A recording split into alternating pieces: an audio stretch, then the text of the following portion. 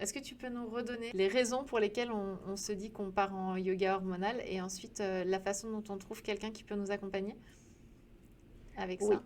Alors, soit vous avez déjà eu un diagnostic de la médecine conventionnelle qui vous dit vous êtes un cas idiopathique, donc on ne sait pas d'où ça vient, ça devrait fonctionner, mais on ne sait pas pourquoi. Donc là, bienvenue parce que c'est vraiment voilà, c'est ces cas-là qui viennent le plus souvent. Si c'est pathologique avec une difficulté d'ovulation ou alors des risques de fausses couches un peu trop fréquents, voilà, ce genre de choses, bienvenue aussi. Et puis après, pour les personnes donc, qui n'auraient pas été suivies par exemple par un médecin, mais ça tarde à venir, et puis on n'est pas enclin à aller vers la médecine conventionnelle et on veut tester une méthode naturelle, pourquoi pas? Voilà, Ok. c'est à peu près, Et voilà. alors on fait comment? Et vous êtes nombreux à enseigner ça ou pas du tout? Je me rends pas compte, moi. Alors écoute, en France, ouais, on n'est pas si nombreux que ça. On est peut-être. Moi, j'ai suivi la formation de Dina Rodriguez. On est peut-être une cinquantaine de diplômés. Je sais pas. Je sais à la louche là. Je sais Hmm. pas trop. Après, je sais que c'est un angle d'attaque du yoga qui est en train de se développer plus au niveau international et qu'il y a d'autres personnes qui montent des formations de professeurs et qu'à l'avenir, il y aura plus de profs de yoga qui seront à même d'accompagner avec cette spécificité. Donc, ça se développe. Ok, super. Toi, Voilà. Alors après, il y a pas. Vas-y. Après, il y a effectivement, il n'y a pas d'annuaire, on va dire, de répertoire avec les coordonnées de chacun, de chacune. Donc, moi, je vous invite à aller sur Internet et taper yoga hormonal avec votre ville, par exemple, ou votre région, et voir s'il y a quelqu'un qui pratique.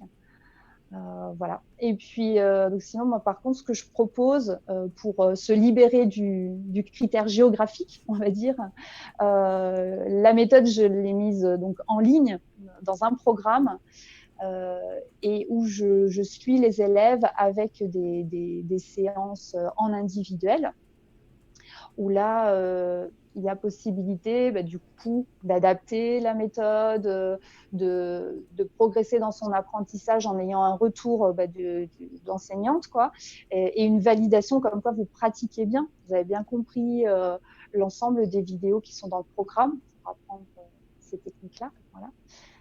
Oui, effectivement, les adaptations aussi qu'il peut y avoir suivant les personnes. Donc, c'est un programme individuel avec des séances de coaching, en fait.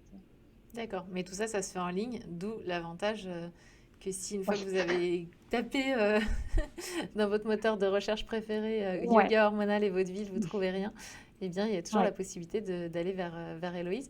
En termes d'investissement de temps, combien oui. il faut prévoir de temps si on souhaite se lancer dans cette pratique du yoga hormonal, puisque encore une fois, on est dans une pratique thérapeutique, j'imagine que on ne le fait pas quand on veut. Alors, et puis en plus, on a le désir d'enfant, donc on a vraiment envie que ça arrive au plus vite possible. Donc, c'est un peu, pour la pratique, ça va être sur un rythme, on va dire, d'attaque, de cure d'attaque. Donc, il y a un temps où on a besoin d'apprendre quand même un certain nombre de compétences dans le yoga, c'est-à-dire d'apprendre des exercices, hein, la pratique. Et ce temps-là, il est vraiment élastique, ça dépend des personnes. Et pour l'apprentissage, hein, il y a des personnes qui mettent du temps à apprendre des choses, d'autres qui mettent moins de temps. Voilà, mais ça se fait, c'est progressif. Et dès le moment où vous commencez, même si vous ne faites pas tous les exercices au début, ça a déjà de l'effet. Hein, donc, il faut tenir.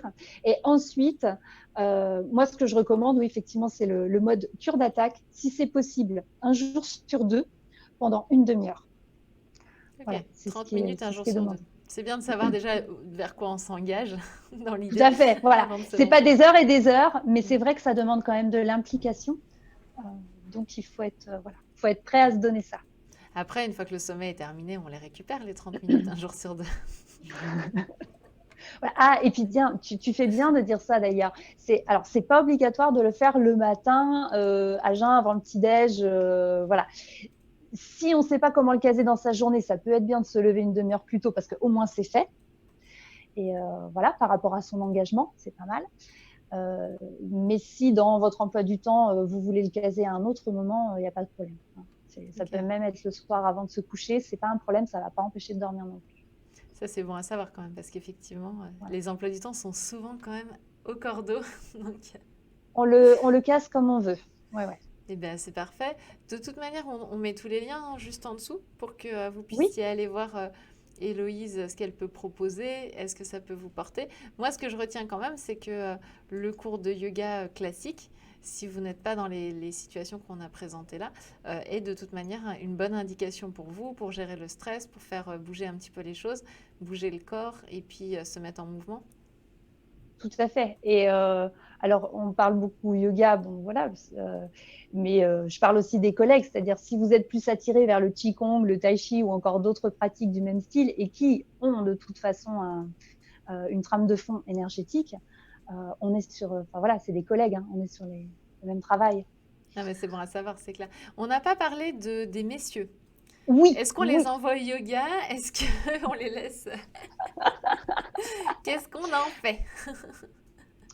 Alors, tout va dépendre de. Alors, il y a plusieurs choses. Il y a où en est le monsieur par rapport à la conception, et puis, enfin, alors même, on va dire médicalement, et aussi comment il peut envisager les choses. Euh, voilà, comment il se positionne. Au niveau médical, si on sait par exemple que la qualité du sperme, elle n'est pas optimale, et que du coup, ça joue sur cette capacité à concevoir. Alors là, messieurs, je vous dis, oui, il existe des solutions en yoga spécifiques pour vous.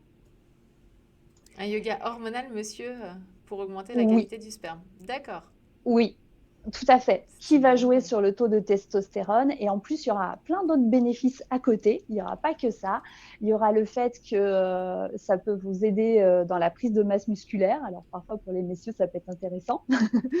La testostérone, au même titre que les hormones féminines chez la femme, sont un soutien à la physiologie et une manière d'aller moins vite vers le vieillissement, hein, le fait de soutenir ça.